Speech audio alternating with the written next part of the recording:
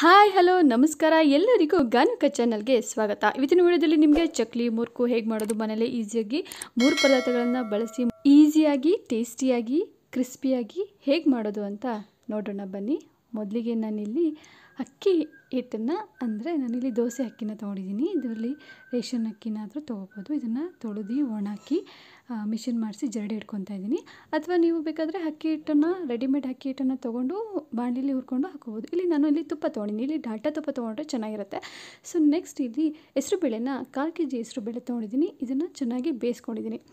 So ಈಗ ನಾನು ಅಕ್ಕಿ ಹಿಟ್ಟಿಗೆ ರುಚಿಗೆ ಎಷ್ಟು ಬೇಕೆಷ್ಟು ಉಪ್ಪನ್ನು ಹಾಕಿ ನಂತರ ನಾನು ತುಪ್ಪನ್ನು ಕಾಯಿಸ್ಕೊಂಡಿದ್ವಲ್ಲ ಅದನ್ನು ಕೂಡ ಹಾಕ್ತಾಯಿದ್ದೀನಿ. ನೆಕ್ಸ್ಟ್ ಹೆಸರುಬೇಳೆನ ಸ್ವಲ್ಪ ಕ್ವಾಂಟಿಟಿನ ರುಬ್ಕೊತಾ ಇದ್ದೀನಿ. ಸ್ವಲ್ಪ ಮಿಕ್ಕಿದ್ದನ್ನು ಹಾಗೇ ಮಿಕ್ಸ್ ಮಾಡ್ಕೊಳ್ತೀನಿ. ಈಗ ರುಬ್ಕೊಂಡೆ ಆಗಿದೆ. ಈಗ ನಾನು ಫಸ್ಟ್ ತುಪ್ಪ ಹಾಕ್ಕೊಂಡಿದ್ದೀನಲ್ಲ ಅದನ್ನು ಮಿಕ್ಸ್ ಮಾಡ್ಕೊತಾ ಇದ್ದೀನಿ. ತುಪ್ಪನ 1-2 ನಿಮಿಷಗಳ ಕಾಲ ಬಿಸಿ ಮಾಡಿಕೊಂಡ್ರೆ ಸಾಕು. ತುಪ್ಪ ಬಂದು ನೀವು ಡಾಲ್ಟಾ ತುಪ್ಪ ಸಿಗುತ್ತೆ, ಅದನ್ನು ಹಾಕ್ಕೊಂಡ್ರೆ ಆಯಿತು. ಈಗ ನಾನು ಹೆಸರುಬೇಳೆ ರುಬ್ಕೊಂಡಿದ್ದೀನಲ್ಲ ಅದನ್ನು ಹಾಕ್ಕೊಂಡು ಮಿಕ್ಸ್ ಮಾಡ್ಕೊತಾ ಇದ್ದೀನಿ. ಇದು ಬಿಸಿ ಇರೋದ್ರಿಂದ ನಿಧಾನವಾಗಿ ಮಿಕ್ಸ್ ಮಾಡ್ಕೋಬೇಕಾಗತ್ತೆ. ತುಂಬಾ ನಿಮಗೆ ಇವಾಗ ಇದು 1 kg ಅಕ್ಕಿನ ನಾನು ತೊಗೊಂಡಿರೋದ್ರಿಂದ ನಿಮಗೆ ಅರ್ಧ kg ಮಾಡಬೇಕಂದ್ರೆ ಅದರ ಹಾಫ್ ಕ್ವಾಂಟಿಟಿ ಹೆಸರುಬೇಳೆ 1/4 kg ಇದ್ದರೆ ಒಂದು 125 ಗ್ರಾಮ್ ಆ ಥರ ನೀವು ಕಮ್ಮಿ ಮಾಡ್ಕೋಬೋದು. ಈಗ ನೋಡಿ ನಾನು ರುಬ್ಬಿರೋದು ಹಾಕಿದ್ಮೇಲೆ ಈಗ ಹೆಸರುಬೇಳೆ ಮಿಕ್ಕಿದೆಯಲ್ಲ ಅದನ್ನು ಸ್ವಲ್ಪನೇ ಹಾಕ್ಕೊಂಡು ಕಲಿಸ್ಕೊತಾ ಇದ್ದೀನಿ. ಪೂರ್ತಿಯಾಗಿ ಹೆಸರುಬೇಳೆನ ಹಾಕ್ಕೊಂಡು ಮಿಕ್ಸ್ ಮಾಡ್ಕೋಬಾರ್ದು. ಸ್ವಲ್ಪನೇ ಹಾಕ್ಕೊಂಡು ಅದನ್ನು ಕಲಿಸ್ಕೋಬೇಕಾಗತ್ತೆ. ಈಗ ನೋಡಿ ಈ ಥರ ಸ್ವಲ್ಪನೇ ಹಾಕ್ಕೊಂಡು ಮಿಕ್ಸ್ ಮಾಡಿಕೊಂಡ್ರೆ ಅದು ಏನು ಹದ ಹೇಗಿರುತ್ತೋ ಅದನ್ನು ನೋಡಿಕೊಂಡು ನೀವು ಹೆಸರುಬೇಳೆ ಹಾಕ್ಕೋಬೇಕು. ಇಲ್ಲಾಂದರೆ ತೀರಾ ತೆಳ್ಳಗಾಗ್ಬಿಡುತ್ತೆ. ಸೊ ಹಾಗಾಗಿ ನೀವು ಬೇಕಾದ್ರೆ 2 ಕೈ ಬಳಸಿ ಕೂಡ ಯೂಸ್ ಮಾಡ್ಬೋದು. ಇಲ್ಲಿ ನಾನು ಬಿಸಿನೀರನ್ನ ತೊಗೊಂಡಿದ್ದೀನಿ. ಅಂದರೆ ನೀರನ್ನ ಕಾಯಿಸ್ಕೊಂಡು ಸ್ವಲ್ಪ ಬೆಚ್ಚಗಾದ್ಮೇಲೆ ಅದನ್ನು ಹಾಕ್ಕೊಂಡು ಕಲಿಸ್ಕೊತಾ ಇದ್ದೀನಿ. ಸ್ವಲ್ಪನೇ ಹಾಕ್ಕೊಂಡು ಕಲಿಸ್ಕೋಬೇಕು. ಇದನ್ನು ನೋಡಿಕೊಂಡು ಅಳತೆ ನೋಡಿಕೊಂಡು ಕಲಿಸ್ಕೊಂಡ್ರೆ ಅದು ನಿಮಗೆ ಸಾಫ್ಟಾಗಿ ಬರುತ್ತೆ. ಇಲ್ಲಾಂದರೆ ತೀರಾ ತೆಳ್ಳಗಾಗುತ್ತೆ, ಆಮೇಲೆ ಚಕ್ಲಿ ಚೆನ್ನಾಗಿ ಬರೋದಿಲ್ಲ. ಹಾಗಾಗಿ ಸ್ವಲ್ಪನೇ ನೀರು ಹಾಕ್ಕೊಂಡು ಕಲಿಸ್ಕೋಬೇಕು. ನಿಮಗೆ ಗೊತ್ತಾಗುತ್ತೆ ಅದು ಕಲಿಸ್ಬೇಕಾದ್ರೆ ಹದ ನೀರು ಕಮ್ಮಿ ಬೇಕಾ ಜಾಸ್ತಿ ಬೇಕಾ ಅಂತ.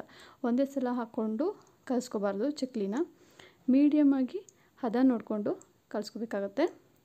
ಸೊ ಇದನ್ನು ಸ್ವಲ್ಪ ಚೆನ್ನಾಗಿ ನಾದಬೇಕಾಗತ್ತೆ ಚಕ್ಲಿನ.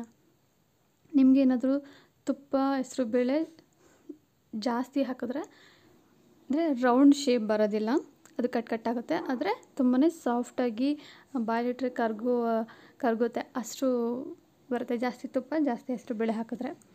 ಸೊ ಇಲ್ಲಿ ನಮಗೆ ಇಷ್ಟರ ಮಟ್ಟಿಗೆ ಕಲಿಸ್ಕೊಂಡ್ರೆ ಸಾಕು. ಈಗ ನಾನು ಹೇಗೆ ಒತ್ತೋದು ಅಂತ ತೋರಿಸ್ಕೊಡ್ತಿದ್ದು ನೋಡಿ.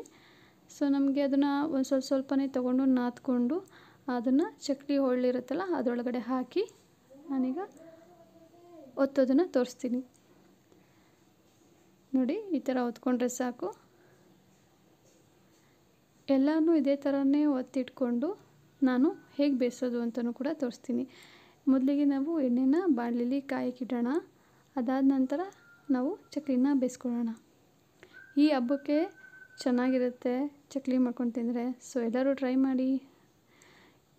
1 kgನೇ ಮಾಡ್ಕೋಬೇಕಂತ ಏನಿಲ್ಲ. ಬೇಕಾದರೆ ಇದರಲ್ಲಿ ಒಂದು 1/4 kg ಮಾಡ್ಕೊಂಡು ಬೇಕಾದರೂ ಮಾಡ್ಕೋಬೋದು.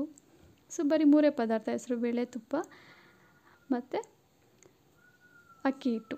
ಅಕ್ಕಿ ಹಿಟ್ಟು ತೊಗೊಳೋದಾದರೆ ನೀವು ಸ್ವಲ್ಪ ಬಾಣಲಿಲಿ ಬೆಚ್ಚು ಮಾಡ್ಕೋಬೇಕಾಗತ್ತೆ. ನೀವು ಯಾವುದಾದ್ರೂ ಅಕ್ಕಿ ಹಿಟ್ಟು ತೊಗೋಬೋದು, ಎಲ್ಲ ಚೆನ್ನಾಗಿ ಇರುತ್ತೆ.